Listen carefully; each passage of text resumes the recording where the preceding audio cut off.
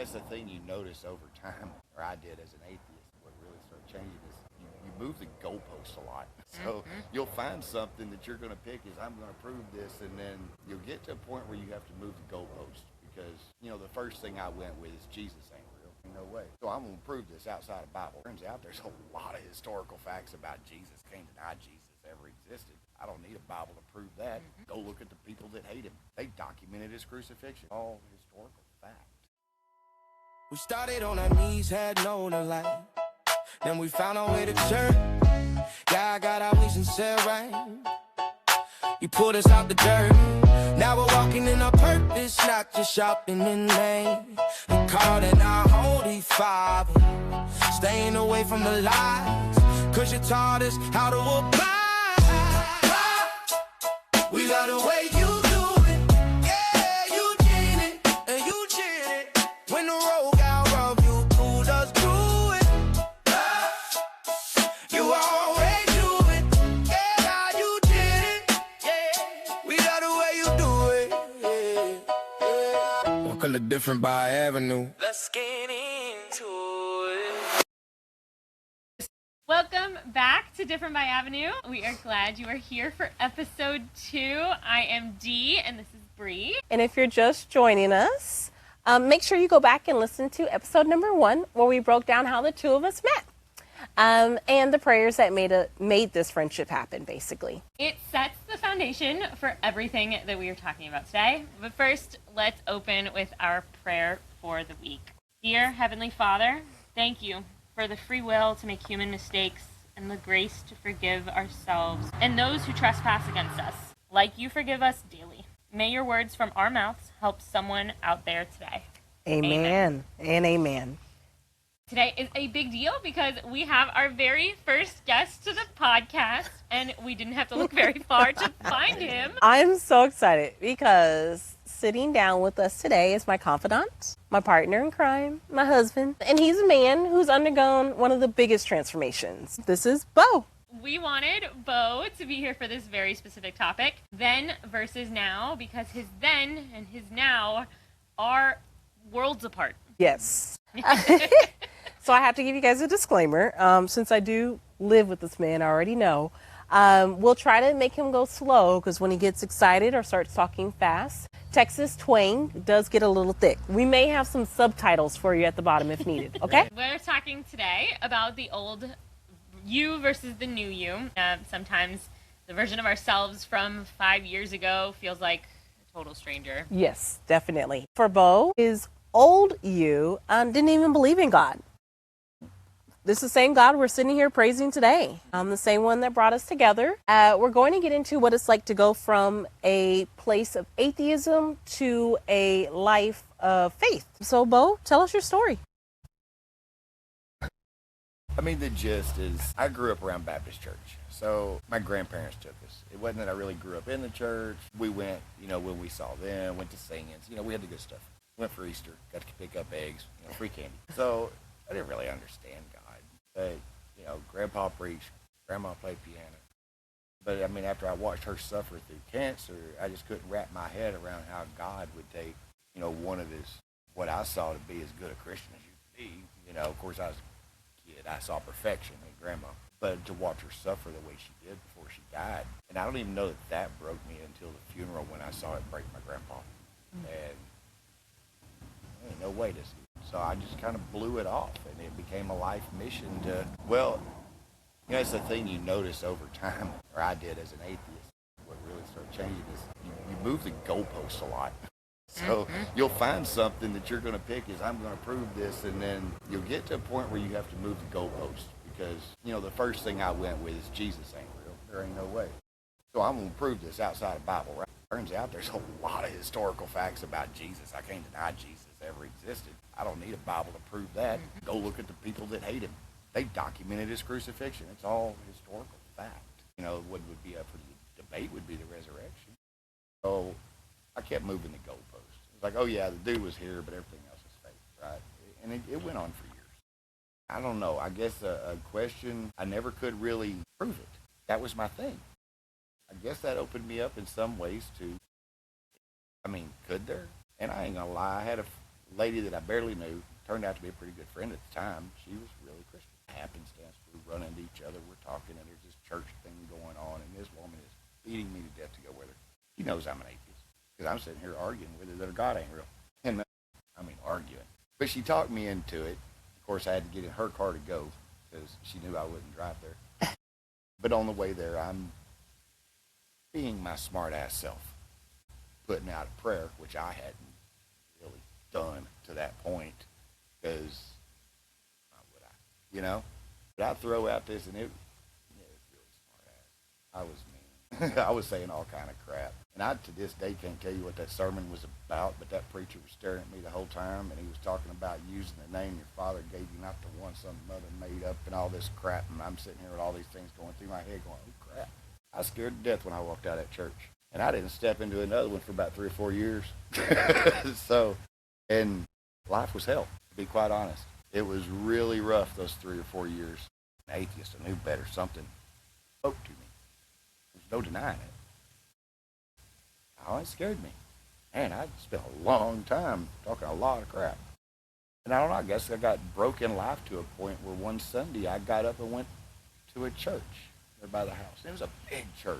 Ain't nobody there gonna know me. And they didn't. I ended up going to that church every Sunday for like 3 years. Lake Point in Rockwall. Huge church, actually. Not a soul in that church spoke to me. I talked to somebody one day whenever I went in there to get baptized. They kind of flubbed that whole ordeal. I showed up when I was supposed to. They didn't have me on the list. Guy didn't know me. You know what? Come on, we're going to do it anyway. Okay. Got a video of that. Kind of interesting things you hold on to. But I don't know. Something changed in me. And it changed me. I used to get... I mean, people still suck. But usually they're in the left-hand lane driving slow and everybody else is okay. But you have more patience. You learn how to... You don't get mad at stuff. You learn how to leave things. And I think that's what a lot of it was. I felt like I never was. I just chose to do it. But no, it changes you a lot because you realize there's other things to look forward to. You have a different perspective on life. I don't know how to explain it, but I know that a lot of the people that I was diehard atheists with, just one of them, her husband. We've learned not to talk religion or politics for that matter. Yeah. But it's funny because they get mad at me when I point out the godly things they do. And it's like they had a deal for a long time when they lived in South Texas. It was Southeast Texas Atheists Helping the Homeless. They were collecting these things and giving them out to homeless because they've been homeless for themselves. Boy, they got mad at me when I told them and pointed that out. It didn't stop them. The hurricane stopped them. And funny, the hurricane forced them to work with the church. They have a little bit different view on Christians. But it also brought out some of them Christians. Yeah. And, I had to explain the difference between, what person that goes to church on Sunday for show. But that's the difference in them, and luckily they learned that. I think the church actually took over what they were doing when they left. I have a question regarding, especially with family who don't believe. I think the best way I kind of can say it is like everyone thinks I've got this Sunday fun day attitude and everything I'm doing because I chose and this is my decision and this is what I'm doing. So you're master of your own universe. Is there a specific moment that your logic switched, or do you feel like there was a story that goes with what? It's funny. I took a lot of, I guess you'd call it my atheist energy, where I tried to prove it, so hard. Research, lots of research. I'm a nerd. I'm going to research. I do that now with the Bible and with religious texts. Like recently, Book of Enoch. I highly encourage you to read it. It'll make the Bible make sense, let's put it that way, in a lot of ways. And I don't know. We all have free will. We can all do what we want to do. So it's our life to make or screw up at the end of the day. And we don't really have any control over what we're going to do with it. I think at the end of the day, my sister, for example, at the end of the day, I think she's going to be judged on her works, not necessarily the things she said. Because that woman's done some really godly things in her life. Don't tell her that. I think that's how she'll be judged in the end. Now, I could be dead wrong. She ain't never recognized Jesus, and that's going to kill her at the final steps, and I know it. You can see the influence. You can see God's work in others, whether they believe or not, right? So that right there tells me my logic can't be right, because how in the world is God influencing her path when she speaks so much hate against him? Because it's obvious he is. I mean, she's raising 4 kids on her own, homeless people for years. She's dedicating her life to helping others pretty much. That's the most godly thing you could do. But she's missing that final step, you know? So we don't argue about it, but I do little drop hints here and there to try to, I want her to think, right? Because if she ever starts thinking and follows the logic, if you got a functional frontal lobe, it's only going to lead you in one direction. I mean, some of the biggest atheists will turn around trying to prove there ain't no God, and guess where they're in the same boat I am right now. I mean, to be quite honest. But now I want more. See, so that's what's weird about it. And I know a lot of people, especially when you mention Enoch, oh, I don't read that. Why? You know, same thing with the Maccabees. There's all these things that were taken out of. Why? And when you get down to it, King James is, what, like 1,300 years old or some crap? Jesus was 2,000 years ago. I want to read what he read. I want that Bible King James was made from, the Geneva Bible. And it'd be funny, you start cross-reference, how much is missing? Things that change scriptures missing. So the logic never left. The logic's still there. I just apply it differently. And now, yeah, it's eye-opening in a lot of ways. And I could be dead wrong, but it's the rabbit hole God's got me on. I'm going to follow it. I mean, it's just kind of what it is. Does that make sense? Yes. Yeah. I get, and you've been quiet. I know you've heard the story from your husband probably a million times. And I mean, you're watching him walk the path. Yes. So I'm curious. I know we had talked before that he helped bring you down the path. Yes. And like how has watching his growth and his logic and his path changed your avenue? So quite frankly, when I originally met Bo, I didn't know he was a churchgoer. So I met him during COVID. And when I was going to Lake Point, nobody knew. And as soon as I met him, the things we would do was a group of us would meet up every Sunday for what we called Sunday Fun Day. And we I didn't do that on purpose. I didn't even know that. That is very funny. And I was like, wow. And we would sit at a bar, a restaurant all day, eat, drink, talk smack, and watch football. We all had different teams.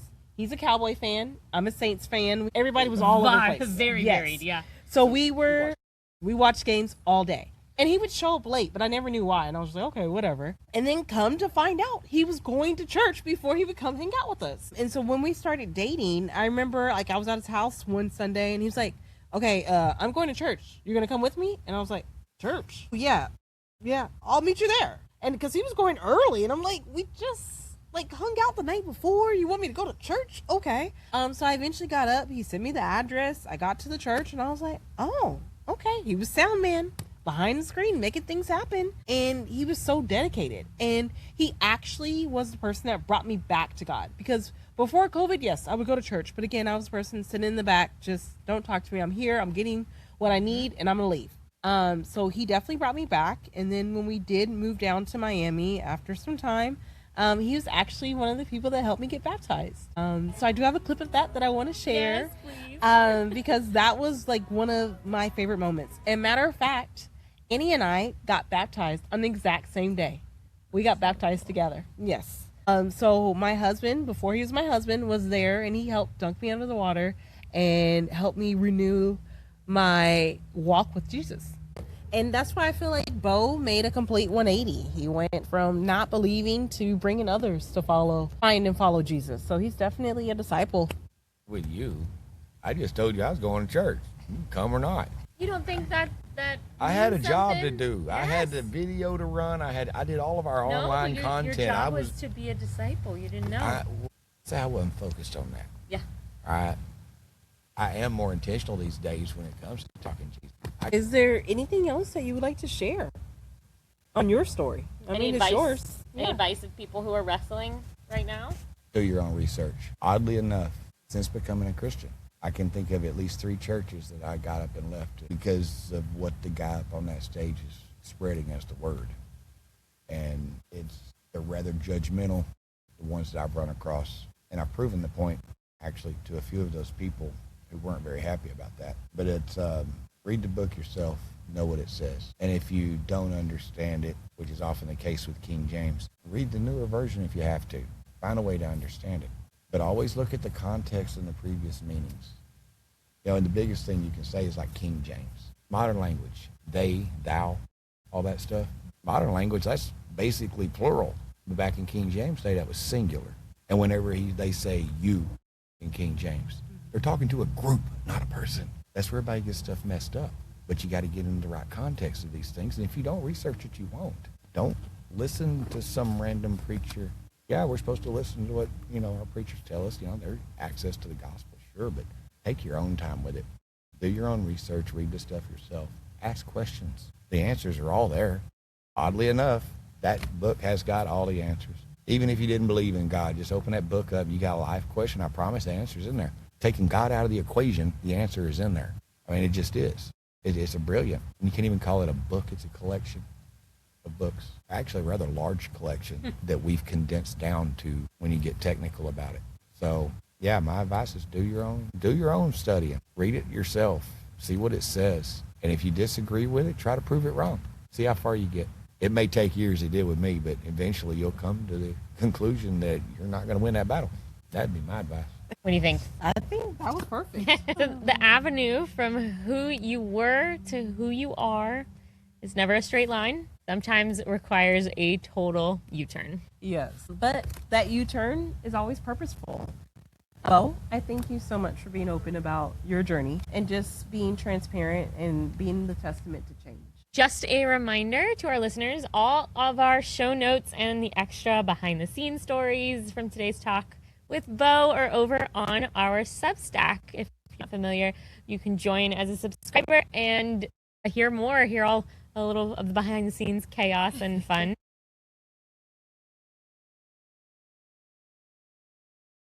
The new me and the old me really be going back and forth. Like, the new me be like, be humble, let it go. Then the old me be like, yo, do you know who you are? And the new me be like, I don't care about that. Peace, love, prosperity. Then the old me be like, yo, do you know who you are? Forget them knowing who you are. Do you know what you're capable of? And then the new me be like, you got a point, but I don't really care about that. Then the old me be like, yo, get it together. Pop your ish, because you're the one, not the two. And the new me be like, you know what? I am the one, not the two. Do you sometimes feel like you're struggling with the old you? I do. I called Andy yesterday, which is the first time I reached out to somebody to calm me down and over it. Because my initial thoughts are, I want to blow this place up. But that ain't a very godly thing to do. No. So, I figured I'd make a phone call and try to calm down first. And so you reached out to a godly friend, and was he able to get the goal accomplished? We talked for a little while. I didn't blow the place up, if that's what you're asking. Accomplished then. Again, his views are not our views. Please forgive my husband. Now, I need you guys to know when he speaks, it's figuratively, so we're just going to blow past that, okay? He's not going to blow up any actual place. I know he may fit the stereotype, but I promise you guys, that's not his intent. We have grandkids that we love. Thank you. Must say, I love you, and I think we talked in previous episodes and how our avenues have collided, and I'm so grateful for both of you to have, even for my husband, to have someone else to talk to that he's on a very different journey and a very different path, and his avenue will cross over and come back, and he'll take the dirt road like we talk of. So it's we are blessed to have you both so close. And thank you, babe, for speaking your truth. Listeners, if you enjoyed Bo's story, please leave it in the comments. We would love to hear your thoughts. And again, make sure you hit that follow button. Next week, getting to walking in our purpose and how God is a purposeful God. Everything happens for a reason, and we need to find a way to glorify God in the thick of it. We will see you then. Bye, guys. And remember, follow us on Different by Avenue on all social media. All of them. We're everywhere. Bye. Another day, another walk, keeping faith in the stride. No matter where the avenue goes, he's the one to always provide. From the dirt to the grace, you gotta keep the faith. Trust the spirit and the truth. Yeah. Because God will never lose. See you next time. We got a way you do it. Yeah, you did it. Yeah, you did it. When the road got rock, you pulled up to it. You always do it. Yeah, you did it. Yeah, we got a way you do it. Yeah. On a different by avenue.